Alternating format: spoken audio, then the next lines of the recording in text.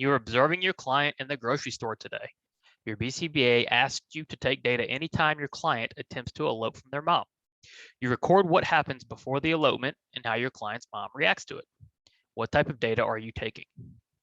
Okay, what is the key here, right? So we need to look at what type of data we're taking. Is it some sort of measurement? So what's the key in this question? Okay, you obviously have your target behavior, right? Your client's attempting to elope from their mom. The key is you're recording what happened before the elopement and how your client's mom reacts to it. So after the elopement, okay? If we were taking frequency data, all we would be doing is counting how many times the elopement happens. Frequency doesn't tell us what happened before or what happens after. It just tells us how many times it happened. Momentary time sampling, right, would be a discontinuous measurement for one. For two, right, we are recording every instance of this behavior, okay? Not at the end of an interval, but every instance, right? And again, momentary time sampling doesn't tell us what happened before or after the behavior. Indirect assessment is when you aren't actually observing the client. In this situation, you're clearly observing the client. You're taking data on your client's elopement behavior, and you're recording what happened before, the antecedent, and how your client's mom reacts to it, the consequence. So what kind of data is that? That's going to be ABC data, antecedent, behavior, consequence, okay? What happens right before it, what behavior we're measuring, and then the consequence of that behavior. It's a very strong form of direct observation, okay, which helps us start to identify functions of our target behaviors. 2, which of the following answer choices best describes the behavior of hair pulling in observable and measurable terms? Okay, what are some of our rules for observable and measurable terms? We don't include our opinions. We don't include subjectivity. We don't include mentalisms and thoughts and feelings. We want exactly what we're observing, what the behavior looks like, so that if a person who knows nothing about our client or the behavior read our definition, they knew exactly what we were looking for, okay? So let's keep that in mind as we look at our answer choices. A, Tina often becomes angry and will grab any hair nearby. So not only is the first part incorrect, okay, we're describing her emotional state, which doesn't tell us about the behavior, okay, but grab any hair nearby is very vague. What does that mean? What does that look like? Okay, that would be very hard for me as an observer to come in and measure this behavior. Okay, I would have to be on the lookout for what Tina looks like when she's angry. Okay, and is she going to start just grabbing everything? A tells me not enough. B, frustration causes Tina to open her hand, grab nearby hair, close her hand, and attempt to pull. Okay, the definition's better, right? We've gotten a more clear definition. I could now go to Tina and I know what hair pulling looks like. However, the first part is still wrong. Frustration. Again, as a naive observer who knows nothing about Tina, what does her frustration look like? What does it mean? Okay, what makes her frustrated? How will I tell when she's frustrated? Frustration is not observable. It's not measurable, okay, because it's internal, it's an emotional state. Therefore, we shouldn't describe behavior using these emotional states. So A and B are incorrect. C, with an open hand, Tina grabs onto hair, closes her hand, attempts to pull, and will continue pulling until she is forced to let go. Great, this is a great definition. If I gave you this definition and I said, be on the lookout for this behavior, you know exactly what you're looking for, okay? I'm not adding emotional states. I'm not adding my opinion. I'm just saying be on the lookout for when Tina opens her hand, okay? She's gonna grab onto hair, close her hand, try to pull, and then we'll continue till she stops, okay? This is a fantastic definition. C is very strong, but let's read all of our answer choices. D, Tina grabs hair and attempts to pull. Okay, I mean, it's fine. We all know what hair pulling looks like, right? But C is just so much better. Okay, when we want the most observable, the most measurable definition we can get, D is okay. C is just way, way better. On the exam, we want the best answer. C is our best answer. Which of the following is not an example of an FBA? So first things first, what's an FBA? It's a functional behavior assessment, okay? We're assessing something about our client, right? So we need to find what answer choice is not an example. Remember that word not, that word except. When you see those words, that means 3 of your answer choices describe, okay, the question stem. So in this case, 3 of our answer choices are examples, right? 1 is not, okay?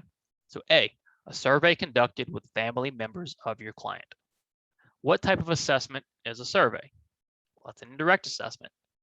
Indirect assessment is part of a behavior assessment. So a survey is an example of FBA. A is wrong. B, you assist your BCBA by systematically adding and removing attention from your client in an attempt to identify the function of a behavior. Okay, this is very clearly a behavior assessment, right? This should be very obvious to you.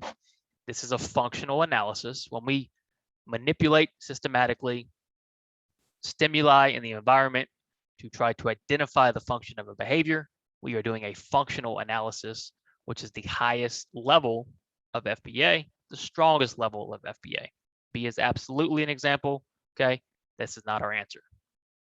C, you take event recording data on the number of math problems your client completes. Okay, again, this is direct assessment. We're directly observing our client, okay? Direct FBA, very cut and dry example of an FBA, right? So that leaves us with D. You read a research article on a new intervention designed to assist in toilet training. What's wrong with D? Well, 1, you're not conducting any sort of indirect assessment, okay? You're not talking to the client or talking to the parents or talking to the teachers, okay? You're not directly observing the client doing anything, and you're not manipulating anything. You're simply reading a research article on an intervention to help with toilet training, okay? There's no client involved. All you're doing is research, which is great.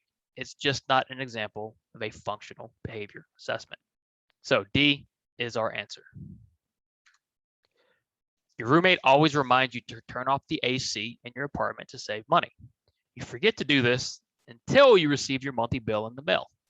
Now you always turn off your air conditioner. The monthly bill functions as a what? So your air conditioner in your apartment, okay, is always blaring. You like it cold. Your roommate is always telling you, hey, turn off the AC, right? You never do it. And then you get your monthly bill in the mail and it's astronomical, right? So now you're like, okay, I need to turn off my air conditioner. So what does this monthly bill function as? Start to think about this in behavioral terms, okay? What happens? Your roommate, right? The antecedent is say, tells you to turn off your AC. You don't, right? So the behavior is you don't do it, right? Or you go on and do something else, okay? And there's no consequence, so this cycle continues. You finally get your monthly bill in the mail. It's through the roof, okay? As a result, you're now turning off your air conditioner, okay? So what does that monthly bill function as, right? What is that monthly bill doing? It's making something more valuable, right? Turning off your air conditioner, okay, is now more valuable thanks to the monthly bill. So when something increases in value, okay, because of an antecedent, what is that considered? Is that an MO? Yes. Motivating operations, okay, increase or decrease motivation. They increase or decrease the value of something, okay, in order for you to do it or not do it. This monthly bill increases your motivation, okay, to turn off the air conditioner. It functions as an MO. So if we were to do a 3-term contingency or 4-term contingency, right, our MO would be the monthly bill, okay? Your antecedent would be the air conditioner is running. Your behavior is turn the air conditioner off, okay? Your consequence is the air conditioner is off and hopefully your monthly bill goes down, okay? Why is the monthly bill not the SD? Well, the monthly bill is only increasing motivation. It's not the SD because just because you get that monthly bill in the mail doesn't mean your air conditioner is running, okay? Doesn't mean you can turn off the air conditioner currently. Remember, the SD signals it's available, right? this doesn't say, the monthly bill doesn't say turning off the air conditioning is available, okay? So therefore it's not an SD. It's not a prompt because a prompt is just another form of an SD. And then it's not a consequence, okay, because it's coming before turning off your air conditioner in the scenario, okay? So again, the MO, you receive your monthly bill, okay? It increases the value of your AC being off, turning it off, okay? The antecedent is, or the SD is you see your AC on. The behavior is you turn your AC off. Consequence is your AC is off and your bill goes down, okay? Break this one down until you really understand the difference between an MO, which increases the value, right? And an SD, which says the reinforcer is available, okay? Make sure you understand the difference between those two things. When conducting a task analysis, the length of the task chain that is created is partially dependent on which of the following. Okay, what's the question asking, right? Well, when you conduct a task analysis, you obviously create a task chain, and that task chain, the steps, how many steps, is going to vary depending on what, okay? How do we know how long that task chain needs to be? Okay, does it need to be 5 steps? Does it need to be 10 steps, right? It depends on a lot of different things, okay? So let's see which one of these it depends on. A, what you think is appropriate. Okay, does it really matter what you think is appropriate as far as the length of the task chain goes? Okay. Not really, right? We need to base it on what? On the client's needs. Okay. So you can't just say, well, I think this should be a 12-step task chain. Okay. It needs to be appropriate for your client. That's the most important thing. Okay. Same with what your supervisor thinks is appropriate. Okay. This brings a lot of subjectivity into this exercise. Okay. Our task chain needs to be based around our client.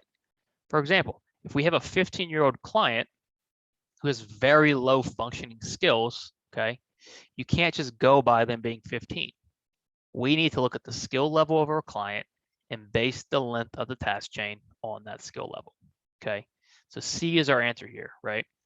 Our task chains need to be skill level appropriate, age level appropriate, okay, resource appropriate. They all need to be based off of the client as opposed to what we think, okay? And this goes for pretty much everything, right? Yes, our opinions matter, but bottom line, end of the day, the things we do, the things we create, the interventions we use need to be appropriate for our clients. When Tom first started with his client, he was reinforcing every instance of good behavior. As the client started demonstrating good behavior more frequently, Tom reduced the amount of reinforcement to every 3 instances of good behavior, then 5 instances, and finally every 8 instances on average would receive reinforcement. What best describes what Tom is implementing? Okay, kind of a longer question, kind of convoluted. Don't get lost in the middle here, right? What is the question asking? The question is asking what Tom is doing, right? That's when they say, what is Tom implementing? They're asking what Tom is doing. So let's look what Tom's doing, right? Tom was doing what first? Reinforcing every instance of good behavior. Translates to what? Continuous reinforcement, or an FR1. Tom then reduced that to every 3 instances of good behavior, or FR3. Then 5 instances, FR5. Finally, every 8 instances on average, VR8. Okay, so we went FI or FR1, FR3, FR5, VR8. What are we doing here? Okay, he's clearly reducing the reinforcement the client gets for responding, right? Is that shaping? No, shaping is teaching a new behavior by reinforcing approximations of that behavior. That's not what we're doing here. We already have the behavior. We're just reducing the level of reinforcement. Is that schedule thinning? Yes.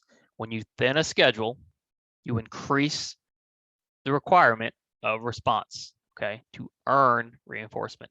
That's what Tom is doing here.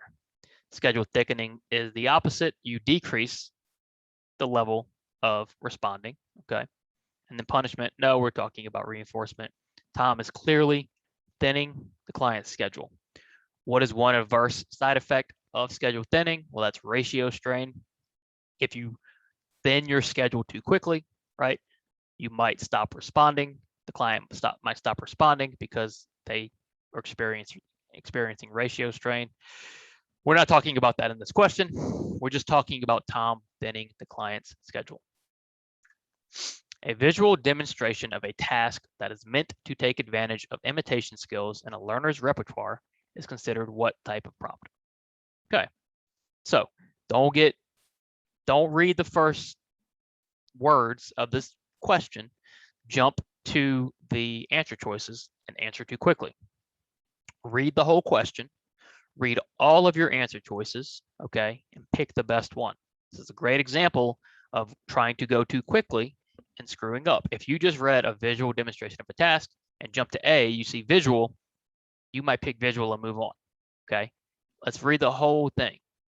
A visual demonstration of a task, okay? So you're showing them how to do something that is meant to take advantage of imitation skills.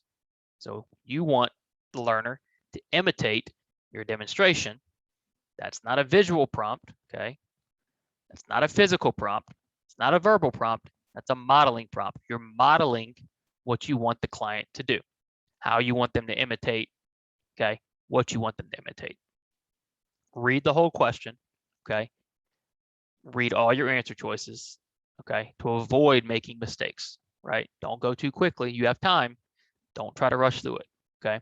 So if you're visually demonstrating that task and you're taking advantage of imitation skills, you are doing a modeling prompt. The reason the behavior occurs is considered the what, and the way the behavior looks is considered the what. It should be a very simple question, okay? Especially that first part. Why do behaviors occur? What do we consider that? The reason the behavior occurs is considered the what? Is it the topography? No, it's the function, right? So if we saw our answer choices, that eliminates A and D. So now we need to know the way the behavior looks is considered what? Is it topography or reason? Well, the function is the reason, so that leaves us with B, topography. So you can do this question pretty easily by process of elimination, but what are we looking at, okay? Function, right? Function is why it occurs, of course. Topography is when we describe what the behavior looks like, okay? It's also called the form. So the form of the behavior is also considered the topography. It's what the behavior looks like, opposed to why the behavior is occurring, okay? Remember, behavior can look the same and have many different functions. If I hold up my hand, okay, I could be asking for a high five. I could be waving at you. I could be telling you to stop, okay? That form of the topography looks the same, but it functions very differently, okay? The reason the behavior occurs is considered the function. The way the behavior looks is considered the topography. Whenever John is playing on his Xbox, his brother will come over and start to cry until John gets off the Xbox. At that point, John's brother will start to play the Xbox. If John wanted to put his brother's behavior on extinction, what would be the best way to do it? Okay, so we want to put a behavior on extinction. What is extinction? It's removing reinforcement of a previously reinforced behavior. What is happening in this scenario? John is playing his Xbox. His brother comes up to him, starts crying. John gets off the Xbox. His brother gets the Xbox, right?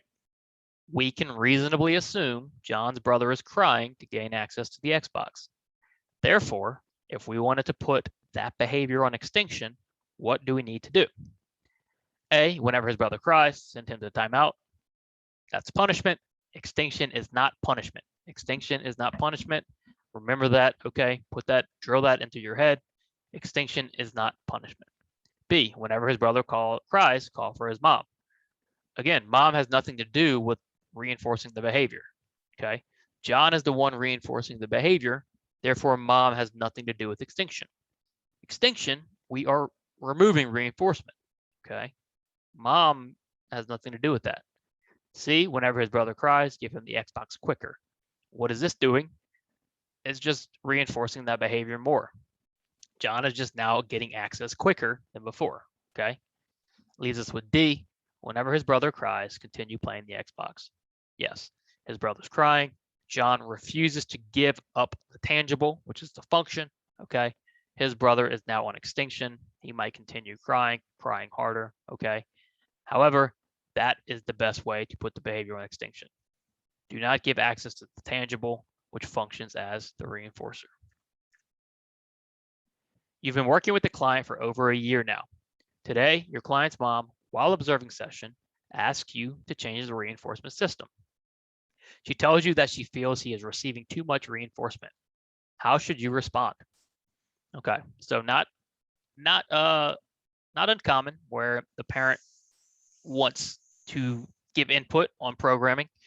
Totally fine, right? We respect parents' opinions. We need their opinions. Collaboration is key. Okay. However, in this case, you are just the RBT. They are the parent, and she is telling you to change the reinforcement system. Okay. Just because she feels he's receiving too much reinforcement, right? Puts you in an awkward situation. How should you respond? Should you change the plan? We must honor the parent's request. No, okay. The parent is absolutely a necessary part of treatment. They should be involved in collaboration, but we cannot just change the plan on every whim that a parent may have, okay? It's just not possible, okay? Parents are great and they know about their kid, right? But we need to make changes based on empirical data, okay? Not just subjective opinion. So changing the plan just because the parent asked you to is not correct. B, explain that you will talk with your supervisor about her concerns, but change the plan for now. Again, the first part is good, right? Talk to your supervisor, but changing the plan just because they ask, right, is incorrect. And two, it sets a bad precedent because you're reinforcing that behavior.